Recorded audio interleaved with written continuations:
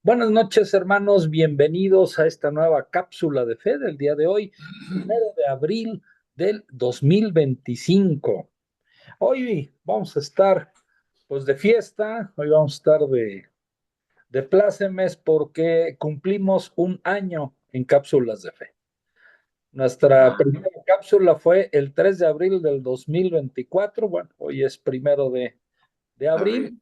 Entonces, cumplimos un año, ya nos vemos un poco gastados, pero bueno, apenas tenemos un Un año año. en que le damos gracias a Dios porque nos ha bendecido con este trabajo, con esta encomienda de evangelización que Él nos ha encargado. Pues bueno, ya al final de la cápsula les vamos a decir algunas otras cositas acerca de este aniversario. Hoy vamos a empezar con el tema La última semana de Jesús según el Evangelio de San Juan. Tema importante, tema que está muy de momento, ¿verdad? Ahora que estamos en la cuaresma, es el momento ideal para este tema. Va a estar a cargo de nuestra querida Esperanza Herrera, que es profesora del Colegio de Biblia de la Parroquia de la Ascensión del Señor. Adelante, Esperanza, y buenas noches. Buenas noches, gracias Luis Miguel. Buenas noches a todos. Y sí, escogí este tema porque es pues muy adecuado para estos últimos días de la Cuaresma, en que pronto ya va a ser la Semana Santa, porque nos estamos preparando precisamente para la Semana Santa. Y esa Semana Santa, pues es santa porque es la semana última de la vida de Jesús. Todo lo que nos referimos que es santo es porque se refiere a Jesús. Como la tierra santa es porque allí vivió Jesús, la Semana Santa es porque es la última semana de vida de Jesús. Entonces, es lo que vamos a ver, pero no en general, la última semana de Jesús, en general, en su vida, como lo relatan los evangelios, sino nada más como lo relata San Juan. Ya de por sí es muy extenso, pero por eso nada más quise en el evangelio de San Juan. San Juan, la siguiente lámina, A ver, vamos. Ahí está. ahí está. El Evangelio de San Juan no solo narra los eventos, no se limita a ser un cronista de los eventos que sucedieron en la vida de Jesús, sino que enfatiza mucho la identidad de Jesús como el Hijo de Dios y el Salvador del mundo. Él por eso es el evangelista más elevado, porque nos habla de que Jesús es el Hijo de Dios. Así comienza su evangelio. En el principio existía el verbo y el verbo era Dios y el verbo estaba en Dios y el verbo era Dios. Nos estaba hablando, ese verbo es la palabra de Dios y esa palabra de Dios es Jesús. Nos dice San Juan desde un principio de su evangelio que Jesús es Dios y todo su evangelio se empeña en hacérnoslo saber, en subrayarlo para que nos demos cuenta que Jesús es el Hijo de Dios y el Salvador del mundo. Él vino a la tierra, se hizo hombre como todos nosotros, pero con un propósito, el propósito de mostrarnos al Padre. Esa es su enseñanza, mostrarnos al Padre, decirnos quién es el Padre, su Padre, porque Él es el Hijo y que él vino y se hizo hombre para sacrificarse por nosotros y salvarnos, para salvarnos del pecado, para salvar al mundo en general, a toda la creación. Ahora, cada momento del Evangelio de San Juan está lleno de simbolismo y significado. Luego, por eso es difícil el Evangelio de San Juan leerlo, porque dentro de que su vocabulario, su forma de redacción es sencilla, es simple y muy repetitiva, entonces nos puede ayudar el que nos repite una cosa y otra vez y otra vez, ¿no? Pero es lleno de simbolismos y de grandes, profundos significados. Y destaca el amor de Jesús, el sacrificio de Jesús y la obediencia de Jesús al plan divino, al plan de su Padre. Él constantemente nos dice, yo he venido a hacer la voluntad de mi Padre y yo vengo a hablarles la palabra de mi Padre y yo hago nada más lo que mi Padre me dice. Y siempre menciona esa obediencia que tiene hacia su Padre Dios. Las que sigue, porfa. Ahora, esta entrada triunfal de Jesús en Jerusalén, así comienza la Semana Santa. Ustedes, bueno, el día 13 ahora va a ser el domingo de Ramos. El domingo 13, ese domingo nosotros lo llamamos de Ramos, pero puede ser el domingo de Palmas, que conmemoramos la entrada triunfal de Jesús en Jerusalén. Jesús llega a Jerusalén y quiere entrar a Jerusalén montado en un burrito, porque así decía la profecía de Zacarías. Pueden verlo en la Biblia, Zacarías 9:9, que dice, he aquí tu rey viene montado en un pollino, tu rey. La multitud aclama a Jesús en esa entrada triunfal y es importante que nos demos cuenta de eso. La aclama a Jesús porque lo considera el rey, lo considera el rey. Déjenme ver dónde me dice aquí.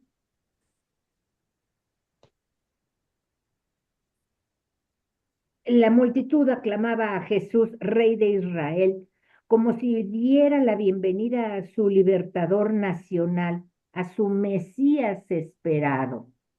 ¿Se acuerdan cuando vimos la historia de la salvación que los israelitas esperaban al Mesías? Ese Mesías esperado porque Dios había prometido que siempre habría un rey al frente de Jerusalén. Y ese rey, después de que hubo la invasión de Nabucodonosor y se los llevó a Babilonia, dejó de haber reyes. Ya no hubo más reyes. Y entonces la gente decía, pero ¿dónde está la promesa de Dios?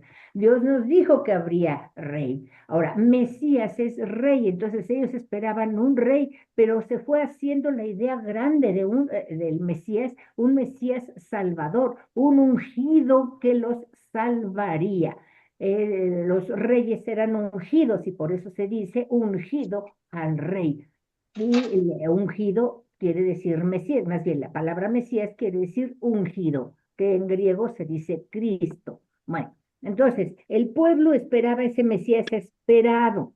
Entonces, no se trataba pues solo de una bienvenida jubilosa, sino de algo más significativo, ya que el uso de las palmas era un signo triunfal para recibir a los reyes. Toman palmas, toman las hojas de las palmas para agitarlas y saludar a Jesús que entra a Jerusalén. Le gritan, Hosana, Hosana, bendito el que viene en el nombre del Señor. Hosana significa salva, salva. Entonces le están pidiendo que salve, que los salve. Ellos quieren a ese Mesías que los salvará. Y lo reciben así, como al Rey grandioso que los salvará. Claro que ellos no están pensando, no son conscientes de que la salvación que trae Jesús es una salvación espiritual, que ahorita lo dice aquí en el texto que estamos viendo. La multitud lo aclama como el Mesías, agitando ramas de palma y proclamando Hosana, bendito el que viene en el nombre del Señor. Ahora, este evento marca un contraste entre la expectativa de un líder político liberador y el verdadero propósito espiritual de Jesús, traer salvación. Jesús efectivamente es el Salvador, efectivamente es el Rey, es el Mesías, pero Él va a traer una salvación espiritual. Y la gente pues no llega a entender eso, pero lo reciben con palmas porque es su liberador, es su salvador. La siguiente, bueno, esa es la entrada triunfal de Jesús a Jerusalén el domingo de Ramos. Ahora, ese mismo domingo llegan a Jerusalén unos griegos. Como es la celebración, va a ser la celebración de la Pascua, está lleno Jerusalén de gente de todo el mundo, bueno, de judíos, de todos lados, vienen absolutamente de todos lados. Y también vienen unos griegos. Y ellos desean conocer a Jesús y le preguntan a Felipe, cómo le pueden hacer para conocer a Jesús. Felipe era de Bethsaida, entonces él hablaba griego y por eso llegaron con Felipe. Pero total que Jesús en el Evangelio no dice que Jesús los vea, no tiene nada que ver con ellos, pero sí se pone a hablarle a los discípulos y los griegos están con él acerca de su glorificación. La glorificación de Jesús se refiere a su muerte. Él va a morir por nosotros, Él va a morir para salvarnos. Y eso es la glorificación que da Jesús a su Padre. Su Padre le pidió que nos salvara y Jesús entonces muestra la grandeza de su Padre obedeciendo a su Padre, muriendo por nuestra salvación, que eso es la glorificación. Y el Padre al mismo tiempo glorifica a Jesús llevándoselo al cielo junto a Él, a su derecha. Esa es la glorificación que hace el Padre a Jesús. Pero Jesús, toda su pasión y su muerte es una glorificación al Padre. Y Él eso es lo que está diciendo a sus discípulos con ese título de enseñanzas y anuncio de su muerte. Jesús habla con sus discípulos y los griegos, estos que les digo que llegaron a preguntar por él, que porque quieren conocerlo. Jesús menciona que ha llegado la hora de que el Hijo del Hombre sea glorificado. Este término de la hora es muy importante porque es esa hora fijada por Dios para que se realicen los acontecimientos. Es esa hora pensada por Dios. No es porque sean las 5 de la tarde, porque sean las 8 de la noche, que es ahora. No, es la hora fijada por Dios. Entonces ha llegado la hora de que el Hijo del Hombre, porque ese es otro nombre que tiene Jesús, el Hijo del Hombre, que bueno, en el profeta Daniel se le da a Jesús ese nombre. En fin, el Hijo del Hombre sea glorificado, refiriéndose a su muerte inminente y habla de que él debe morir, tiene que morir y utiliza la metáfora, ese ejemplo del grano de trigo que debe morir para que dé fruto. Jesús debe morir para salvar a la humanidad. Jesús debe morir para dar ese fruto de salvación a toda la humanidad.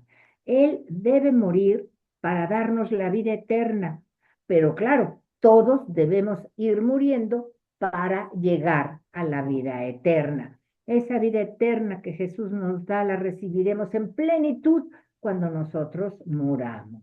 Entonces, vamos nosotros también a llegar a ese momento en que comience nuestra, bueno, en que pasemos a la vida eterna, que Jesús nos salvó desde ahorita, estamos salvados desde ahorita y estamos viviendo ya la vida divina, la vida de Dios, la vida eterna, desde ahorita, pero es como que una vida, una salvación, en que está en esperanza. Ahorita todavía no se ve bien cuál es esa salvación y cuál es esa vida divina, pero llegará a su plenitud en el momento en que nosotros muramos.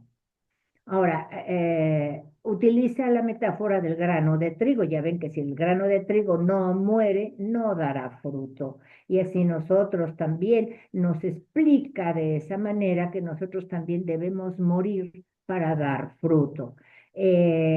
Su sacrificio, el sacrificio de Jesús, la muerte de Jesús, eso nos traerá vida, vida para muchos, pero la vida de Dios, la vida de Jesús, la vida divina, es lo que nos dará con su muerte.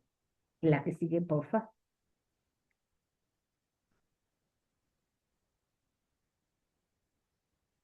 La que sigue, ahí va.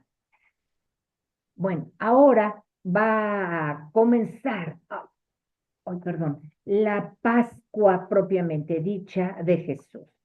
La Pascua de Jesús se compone de, bueno, de tres partes principales, pero vamos a decir cuatro. Es la última cena, la pasión de Jesús, la resurrección de Jesús y la glorificación de Jesús en el cielo. Eso es, todo eso forma la Pascua de Jesús. Pascua quiere decir paso. Y eso del paso lo leemos muy clarito en San Juan. Dice, antes de la fiesta de la Pascua, en San Juan capítulo 13, versículo 1, antes de la fiesta de la Pascua, aquí de esta Pascua se refiere a, a la Pascua de los judíos, de cuando salieron de Egipto, ese paso de la esclavitud de Egipto a la libertad en la tierra prometida. Esa Pascua que se realizó esa noche que salieron de Egipto y que Dios les encargó que comieran la cena pascual, que un borreguito de determinadas características y que unos panes ácimos y de esta manera, en fin, y se representaba eso era la Pascua y eso se iba a celebrar año tras año toda la vida.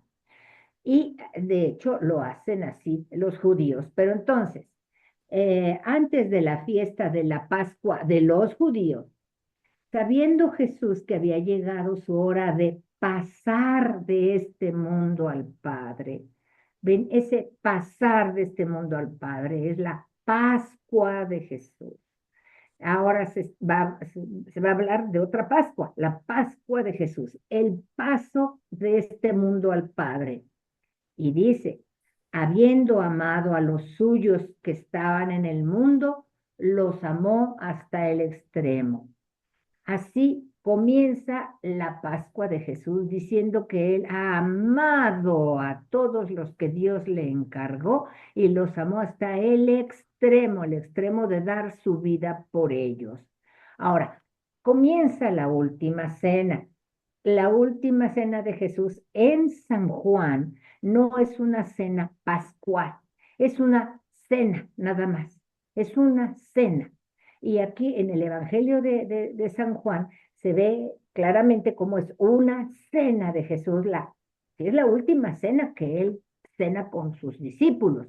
Y hasta el día siguiente va a ser la cena pascual y por eso es que los sacerdotes del templo y todos los judíos no quieren contaminarse al día siguiente porque al día siguiente va a ser la celebración de la Pascua de los judíos. Pero Jesús cena con sus discípulos una noche antes, una cena común. Y ya después, al día siguiente, precisamente cuando Jesús está con Pilato y es condenado a muerte, que son las 12 del día, en ese momento en el templo se están sacrificando los corderos para, para la cena pascual. Se están sacrificando en el templo los corderos y eso da a conocer San Juan que Jesús es el verdadero Cordero de Dios que se sacrifica por todos nosotros. Pero bueno, si no, no voy a acabar. Estamos en la última cena de Jesús, la última cena que realiza con sus discípulos y en ese momento él no va a instituir la Eucaristía como los otros evangelistas, no, ya San Juan nos habló de la Eucaristía en el capítulo 6 y muy amplio y muy hermoso y muy completo. Entonces aquí no nos va a hablar en esta última cena del Evangelio de San Juan, no nos habla de la institución de la Eucaristía. En cambio nos habla del lavatorio de los pies. Y el lavatorio de los pies tiene un mensaje muy, muy importante. Lava los pies de sus discípulos. Este gesto, propio de un siervo, muestra la humildad y el amor que debe caracterizar a sus seguidores. Los seguidores de Jesús deben mostrar una humildad y un amor como el que Jesús muestra, pero además le está enseñando Jesús con este lavatorio de los pies que Él va a lavar los pecados de todo el mundo y que todos los que quieran ser lavados y ser salvados por Jesús deben permitirle a Jesús que los lave. Ahora, en esta última cena también predice la traición de Judas. Judas, que es movido por el demonio y que va a traicionar a Jesús. Y sí, el demonio es el que va a mover a Judas y también va a mover a los que prendan a Jesús y también va a mover a todos los que piden que lo crucifiquen. Ahí va a ser el demonio de las suyas durante toda la pasión de Jesús. Y también en esa última cena habla de las negaciones de Pedro. A Pedro le dice que aunque él quiere seguir a Jesús y le dice, yo te seguiré a donde vayas, pues Jesús lo sitúa en su lugar y le dice que, pues, ni para qué dice tantas cosas. A la mera hora, él lo va a negar 3 veces. Antes de que cante el gallo, lo habrá negado 3 veces. Luego sigue Luis Miguel.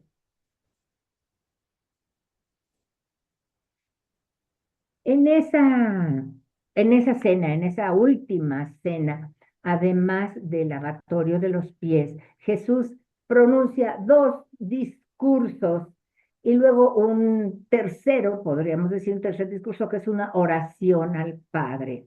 En esos discursos son muy largos y muy profundos, pero no quiere decir que Jesús los dijo así de corridito como nosotros los leemos en la Biblia, sino que San Juan, diferentes enseñanzas de Jesús, ya sea que las dijo durante la última cena o anteriores, fue haciendo un conjunto e hizo un hermoso relato de estos 2 discursos.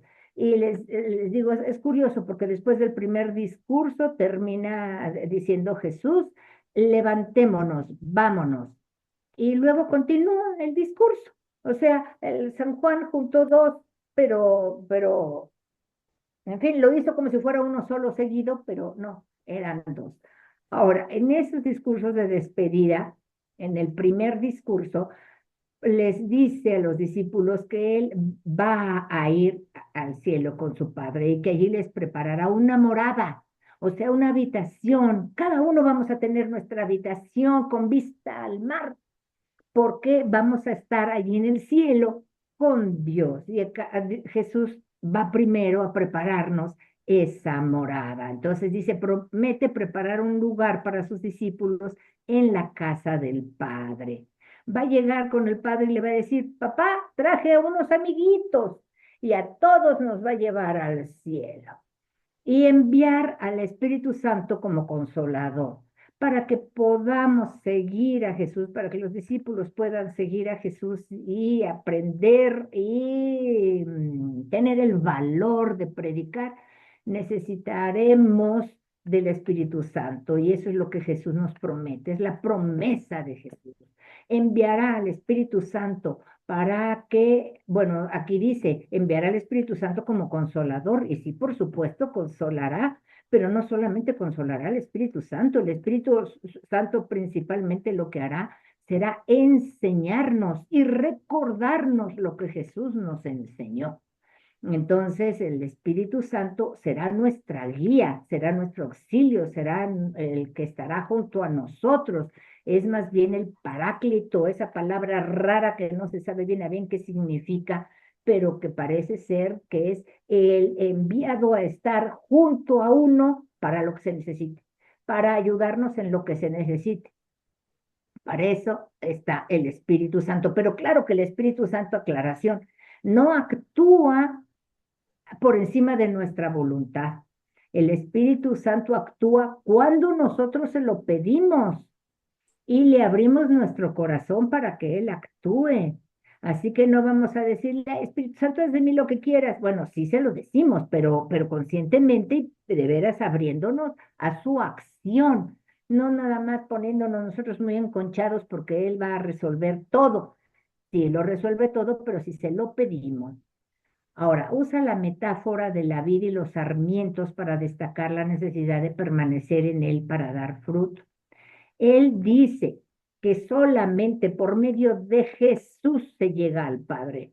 Solamente caminando por Jesús, que es camino, verdad y vida, se llega al Padre.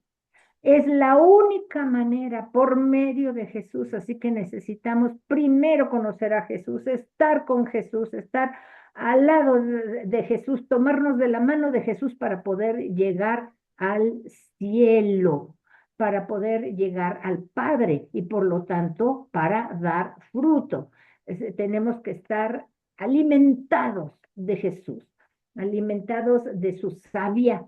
Por eso dice, se compara con el árbol este de la vid, con su savia, para poder dar fruto. Si nos alejamos de él, morimos, no podemos dar fruto. Nos volvemos una rama seca que será digna de tirarse a la basura o de quemarse. Lo que sigue. En el segundo discurso nos habla a los discípulos acerca de que van a tener muchas tribulaciones porque han odiado a Jesús. Y si han odiado a Jesús, ha tenido tantos enemigos, pues también los tendrán los discípulos. Será o tendrán que tener muchas tribulaciones, los odiará la gente. Y la razón por la cual odian a Jesús y a los discípulos es porque no han conocido a Jesús ni al Padre. Es ignorancia. El que ataca a Jesús, el que ataca a Dios, es por ignorancia, porque no han conocido a Jesús y al Padre. Y dice, las tribulaciones van a existir, pero de todos modos yo les dejo mi paz. Entonces reciban mi paz, vivan en paz en medio de las tribulaciones, pero ustedes tengan paz, la paz que les dejo. Y dijo las palabras estas maravillosas de, yo he vencido al mundo. Confíen, yo he vencido al mundo. Jesús venció a la muerte, venció a Satanás, venció y él, por lo tanto, debemos confiar en él. Y les digo, el tercer discurso, que viene siendo una oración al Padre, la llamada oración sacerdotal, porque eleva una oración a su Padre, un tipo sacerdotal, porque Él es el mediador entre nosotros y el Padre, y le pide al Padre que nos vaya bien a nosotros, a todos los discípulos, y pide la unidad. Le dice al Padre que todos sean uno, como tu Padre y yo somos uno. Jesús le pide a Dios que todos sus discípulos estén unidos y que todos estén unidos a Jesús y Jesús unido al Padre, por lo tanto nosotros también unidos al Padre y que entonces se haga así una unión del Padre, el Hijo y todos nosotros. Y el que realiza la unión, el que hace ese pegamento de Padre, Hijo y discípulos, es el Espíritu Santo. Entonces eleva una oración a su Padre donde pide por la unidad y protección de sus discípulos y por todos los que creerán en Él. Eso es lo que pide principalmente en esa oración sacerdotal. Y él también con esa oración sacerdotal muestra cómo él es el mediador entre nosotros y el Padre, y él es al mismo tiempo el que se ofrece a Dios. Él es el sacerdote que le dice a Dios, mira, aquí está tu hijo que se ofrece y al mismo tiempo Él es esa ofrenda, ese hijo que se ofrece al Padre. A ver, el que sigue. Bueno, Jesús es traicionado por Judas. Aquí lo vemos en la foto de acá abajo. Y es arrestado en el jardín de Getsemaní. Ahí vemos también, bueno, lo que pasa es que no se ve muy claramente, pero ahí vemos a Pedro también que saca su espada y le mocha una oreja al criado del sacerdote del templo, del sumo sacerdote. Y no, Jesús le dice que no se trata de sacar armas. Y Jesús se deja apresar. Y no es que se deje apresar, Él es el que les dice, soy yo, vienen por mí, pues soy yo. ¿Por quién vienen? Por Jesús de Nazaret, soy yo. Para irse, Él voluntariamente se entrega. Nadie en realidad entrega a Jesús, nadie en realidad es el suficientemente fuerte, potente, importante como para apresar a Jesús. Es porque Jesús se entrega. Eso es lo que su Padre quiere, que Jesús se entrega y eso es lo que hace. Entonces Judas es traicionado por Judas y arrestado en el jardín de Getsemaní. De allí es llevado con Anás primero, con Anás que es el suegro del sumo sacerdote de ese año, que es Caifás. Pero Anás le hace unas preguntas y Jesús le dice, ¿para qué me preguntas a mí? ¿Por qué no le preguntas a todos los demás que me han escuchado? Y bueno, Anás lo manda con Caifás, que es el sumo sacerdote, y Caifás decide que se debe llevar a la muerte a Jesús. Pero los judíos no lo pueden matar, no tienen esa autoridad porque están sometidos por los romanos, entonces tienen que ir con los romanos para que los romanos lo maten. Y además, si los judíos hubieran podido matar a Jesús, lo hubieran apedreado, porque esa era la forma en que ellos mataban a pedradas. Pero no, Jesús decide por voluntad del Padre que Él va a morir a manos de los romanos, a manos de esos paganos, de esos gentiles, porque eso es lo que ya había Él dicho también, que Él será exaltado, será elevado y todos lo voltearán a ver y todos serán exaltados junto con Él, hablando de la muerte que iba a tener. Bueno, ese es llevado a Pilato, porque Caifás decide matarlo, pero tiene que llevarlo con la autoridad romana, que es Pilato. Y Pilato no le ve culpa a Jesús.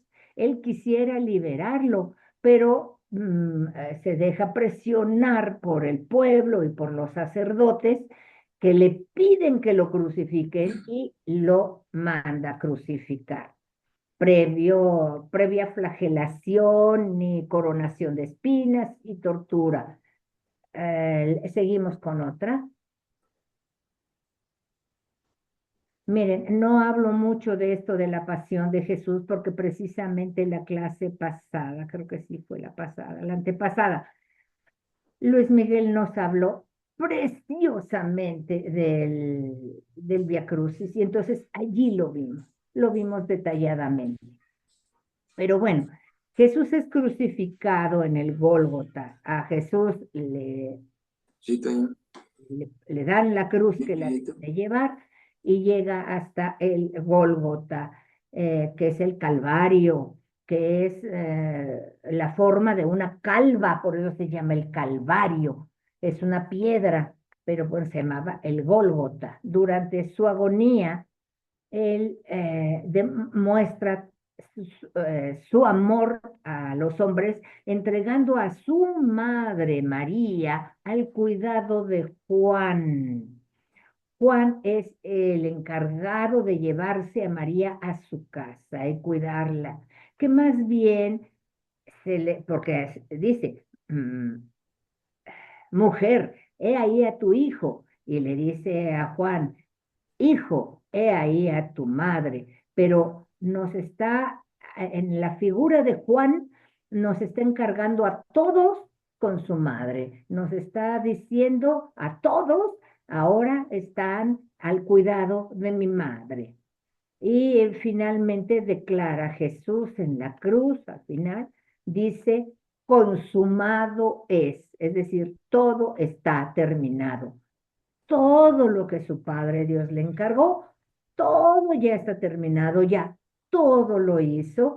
Entonces, con esas palabras indica que ha cumplido su misión de redimir a la humanidad, es decir, de salvar a la humanidad, de rescatar a la humanidad del pecado. ¿Pasa? ¿Otro?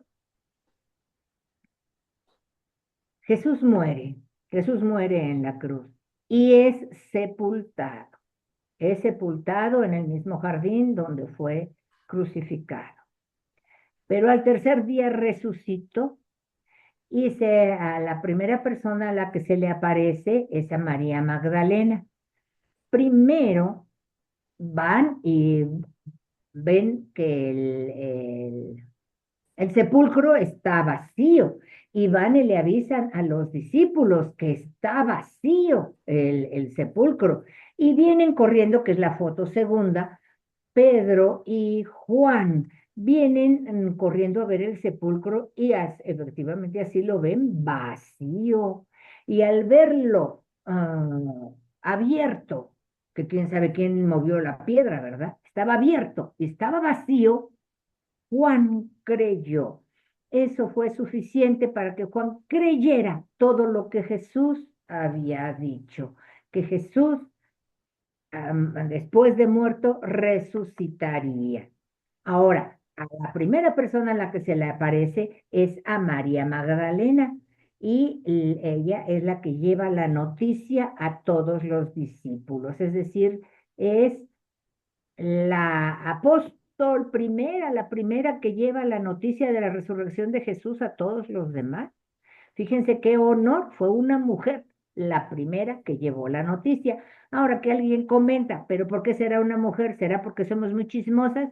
Quizás sí, pero sea como sea, Jesús utilizó nuestras características para su misión. Y entonces, a la primera es a María Magdalena, quien lleva la noticia a los discípulos. Y luego Jesús se aparece a sus apóstoles, les da su paz. Mi paz les dejo, mi paz les doy. Y les encomienda la misión de ser sus testigos. Todos tenemos la misión de llevar a todo el mundo. Todo el mundo es en nuestra oficina, en nuestro laboratorio, en nuestro negocio, en nuestra escuela, en nuestra familia, en todos lados, llevar la noticia de que Jesús vive. Jesús resucitó, Jesús vive, Jesús nos salvó, Jesús nos ama, Jesús nos mostró a su Padre. Miren, aquí tengo algo que sí les debo decir. En resumen, la misión de Jesús fue manifestar que Dios es Padre, que tiene un Hijo, que es Jesús, que el Padre y el Hijo darán el Espíritu Santo. Cuando Jesús dijo eso, fue clarísimo cómo hay tres personas, el Padre, el Hijo y el Espíritu Santo. Y que la palabra que el Padre dio a Jesús y él a su vez a sus discípulos debe pasar adelante. Esa palabra de Jesús debe pasar adelante por medio de nosotros que escuchamos la palabra de Dios. Y ya es todo. A ver, ¿qué más hay? Eso. Un Jesús, gracias que nos puso Luis Miguel, precioso. Le damos gracias a Jesús por salvarnos, por amarnos, por mostrarnos a su Padre, por enviarnos el Espíritu Santo. Y gracias a todos ustedes por estar aquí. Y ahora sí, les decía Luis Miguel acerca de que vamos a tratar de festejar, bueno, queremos festejar este primer año de cápsulas de fe. Entonces estábamos, eh, digamos que lluvia de ideas, Luis Miguel y yo.